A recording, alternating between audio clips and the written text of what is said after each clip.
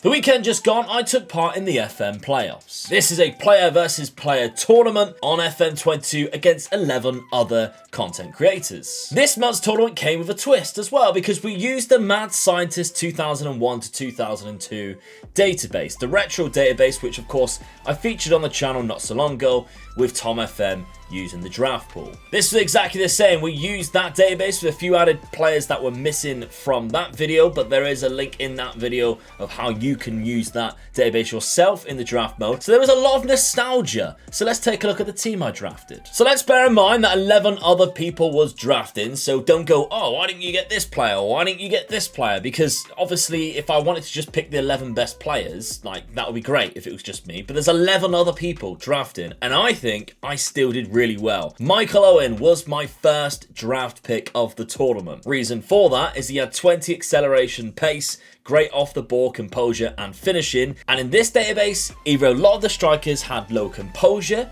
not very good off the ball, they weren't very quick, or they had things like player traits, moves into channels.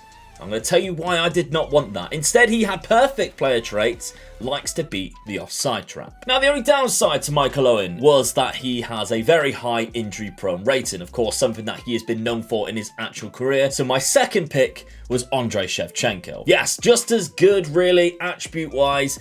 Obviously, there's a few little weaknesses, but he is better, like off the ball.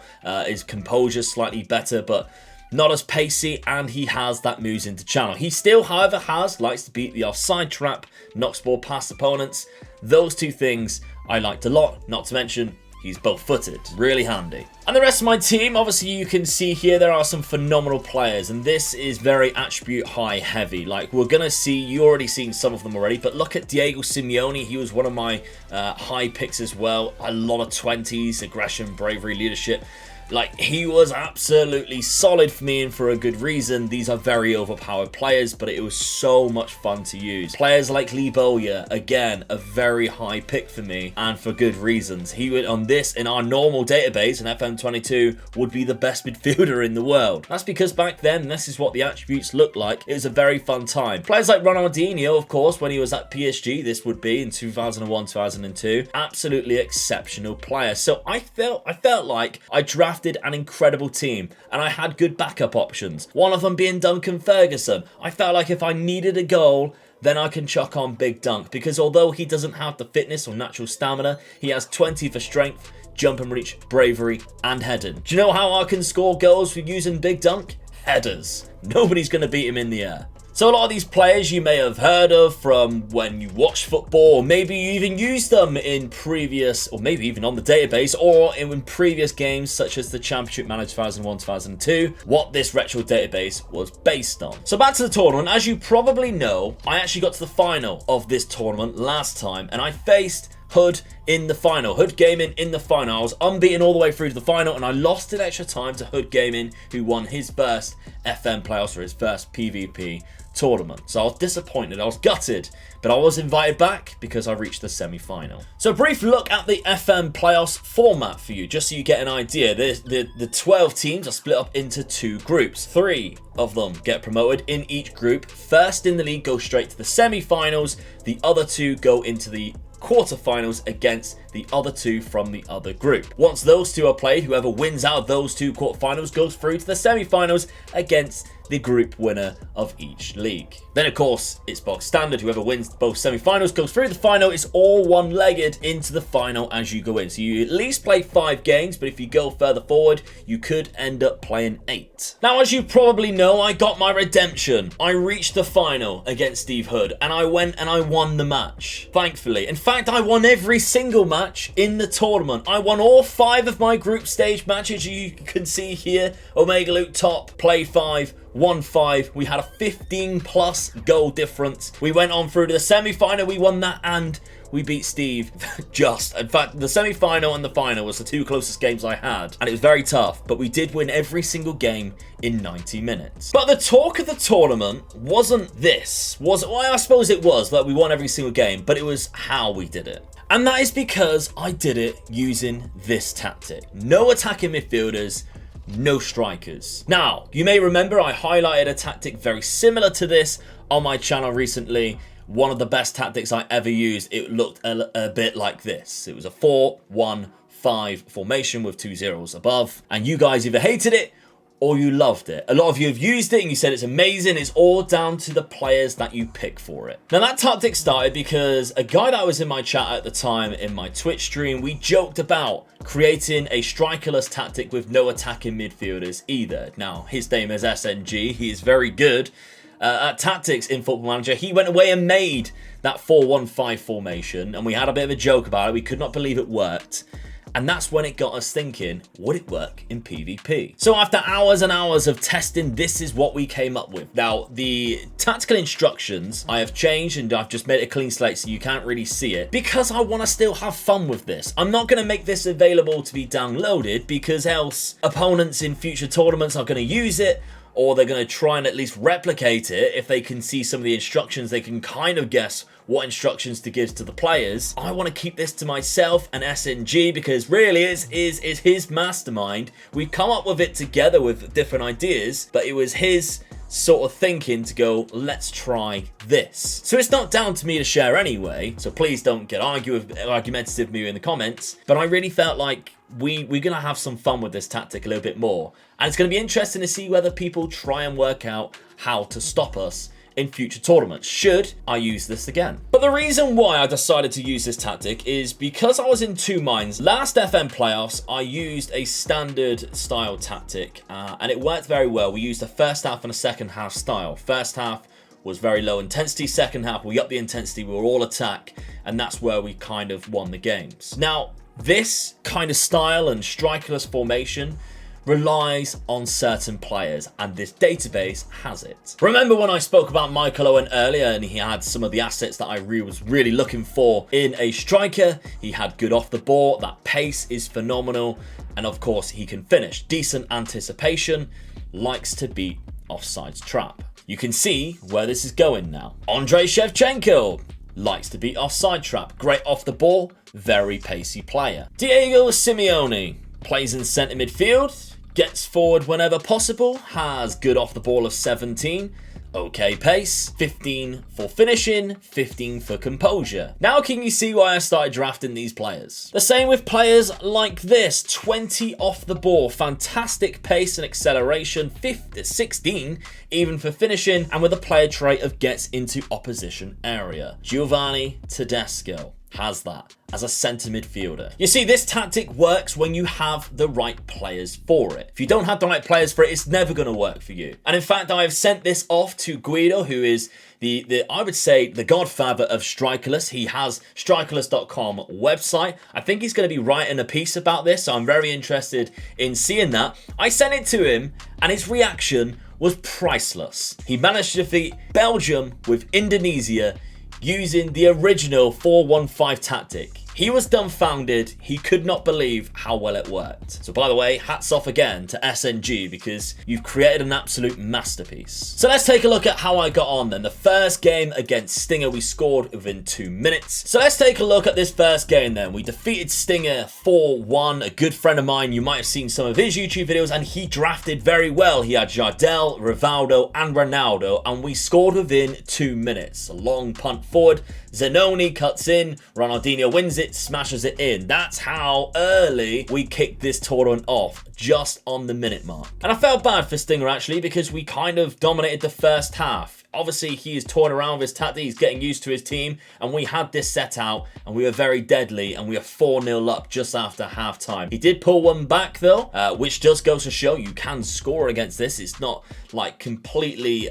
you're not completely defenseless. Owen scoring an absolute beauty there. And when you do have the correct players. And by the way, Stinger managed to pull it out of the bag. He lost the first 2 games and still got through to the semi-final. Very impressive stuff. And the next game we came up against JDFM, another big YouTuber really on the Football Manager scene, who gave us one of the most difficult games that we possibly could have had. Now, he didn't have the tournament to remember, unfortunately for JD, but he is a very capable PvP player. I've seen him dominate some tournaments and I've seen him win some as well.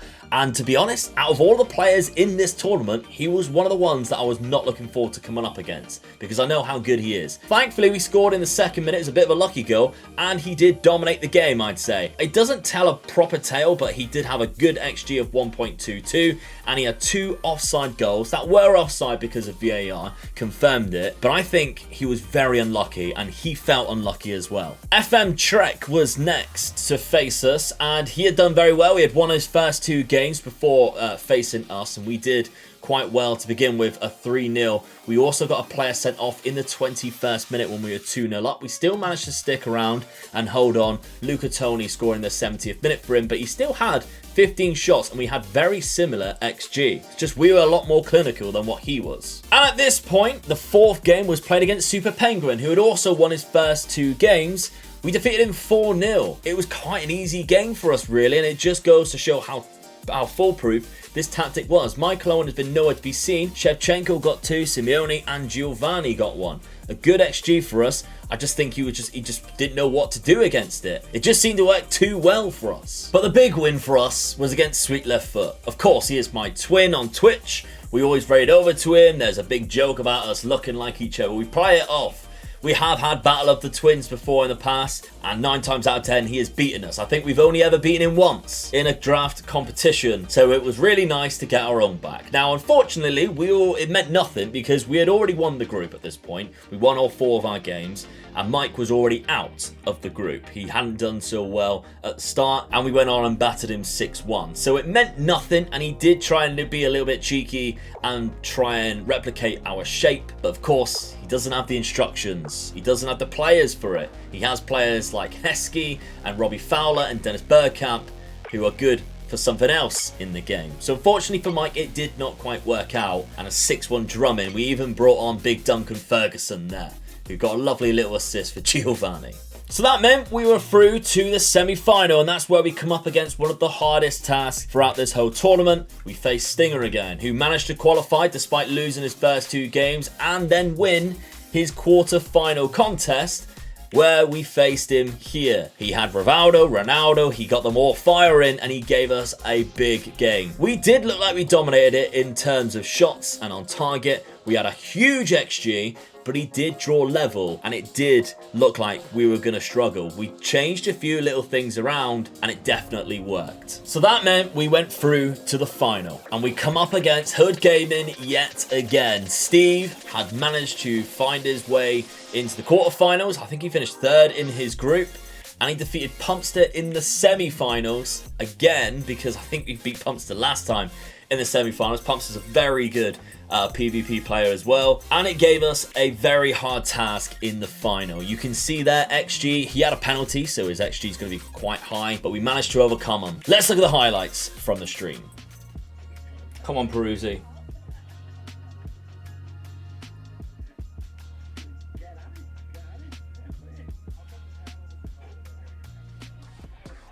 Okay, I don't know whether this is just because of the substitute, maybe? I don't know.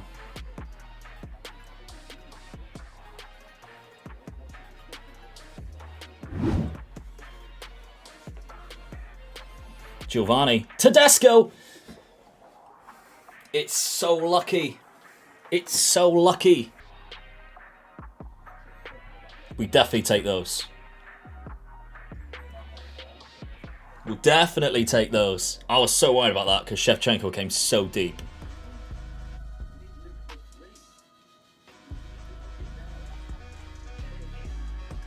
Yes! Get in there! Come on! We done it, viewers! Woo-hoo!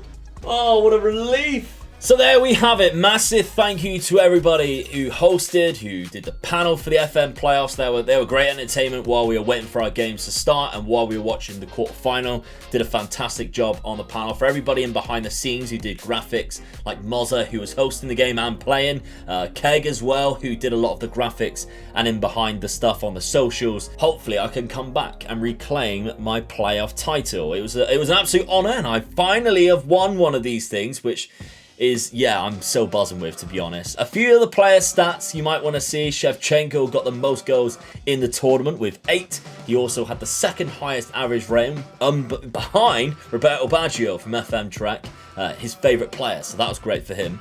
Lee Bowyer and Silvino both had 6 assists. But look at some of these team statistics, because this is quite impressive to show how well this 4-2-4 tactic worked. 23 goals in 7 matches. That is 8 higher than FM Trek, who was second.